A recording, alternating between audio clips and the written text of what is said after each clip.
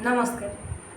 आज आम कथा जड़े एभली व्यक्तित्व विषय गोटे एभली विचारधारा विषय जहाँ को राति पाहिले प्रत्येक ओडिया मुंडिया मारती। आज आम जो ओडिया अस्मितार कथा कहूचे से ओडिया अस्मिता केबेठू सेमानक पई बंची से दिन से माने बंचई थिले बोली आज आमको सुजोग मिलूची ओडिया अस्मितार सहारा रे बंचीबार, ओडिया अस्मितार ढोल पिटिबार। आज जानिबा से व्यक्ति जनक किए। उत्कलरे नाही नेता प्रयोजन, उत्कलर नेता स्वयं नारायण। एही दुई धाड़ी लेखिथिबा से व्यक्ति हेउछंती उत्कलमणि पंडित गोपबंधु दास। आज हेउछि पंडित गोपबंधु दास श्राद्ध, तेणु श्राद्ध अवसर में भूमिष्ठ प्रणाम। गोपबंधु ठारू आमे कौन शिखिबा? गोपबंधु ठारू शिखिबा पई अनेक किछि थिला, मात्र आज आमे मुख्यतः केतोटी कथा शिखिबा। प्रथम आसीबा निर्भीक एवं निष्ठावान सांबादिकता। सांबादिक माने गोपबंधु ठारू निहाती भावे सांबादिकता शिक्षा करने आवश्यक।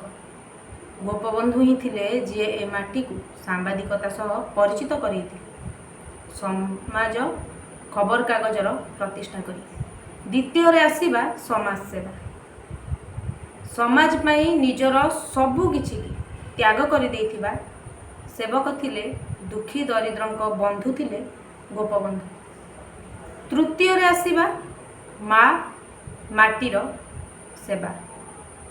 मातृभाषा को भल पाइथिबा, मातृभाषार मूल्य को बुझीथिबा व्यक्ति थिले पंडित गोपबंधु दास, जार प्रमाण से रचना करि जाइथिबा काव्य मान, कविता मान एवं से रचना करिथिबा से प्रतिष्ठा करिथिबा सत्यवादी वन विद्यालय। चतुर्थ रे आसीबा संग्राम एवं विश्वास। जोठी लड़े थाए सेठी विश्वास मध्य थाए बोली विजय हुए। से नथिले किंतु देश स्वाधीन हैला एवं स्वाधीनता संग्राम रे ओडिशारू जो केते जण महापुरुष थिले ता भितर गोपबंधु थिले अन्यतम। पंचम रे आसीबा मूल्यबोध भित्तिक शिक्षा, आत्मनिर्भरशील शिक्षा। जो शिक्षा आमको आत्मनिर्भरशील करिवो से शिक्षार प्रतिष्ठा मध्य करथिले पंडित गोपबंधु दास सत्यवादी वन विद्यालय जरिया। यही भली आहुरी अनेक किछि तांको विषय अछि। जदि पिला बेले आपण माने पढ़ी थिबे साइकेलटीए किणिब अनंत साई तिछि किछि धन, एकथा जानिले गोपबंधु बाबू अधीर होइला मन। काहींकि से दिन से अस्थिर होइतिले? सांगर कोन उन्नति देखि से अस्थिर होइतिले कि ना? तांको मनरे सेते बेले भावना आसीथिला जदि अनंत साइकेलटी किणी दिए तेबे से साइकेल चढ़ी गले लोकंक दुख जानी परिबनी कि मते आसिकी लोकंक दुख जणई परिबनी। तेणु से बंधु साइकेल किनिबा पूर्वर ही धार करी तांकटू टंका नहीं आसीथिले, जो टंकार आवश्यकता तांकर कदापि नथिला। से थिले पंडित गोपबंधु दास।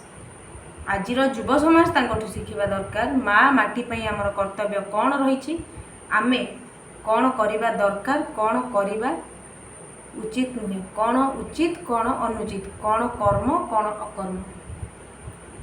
कारण माँ माटी पई लड़ई करिबार देखैबा एवं वास्तव रे हृदय लड़िबा भितरे आकाश पाताल तफात थाए।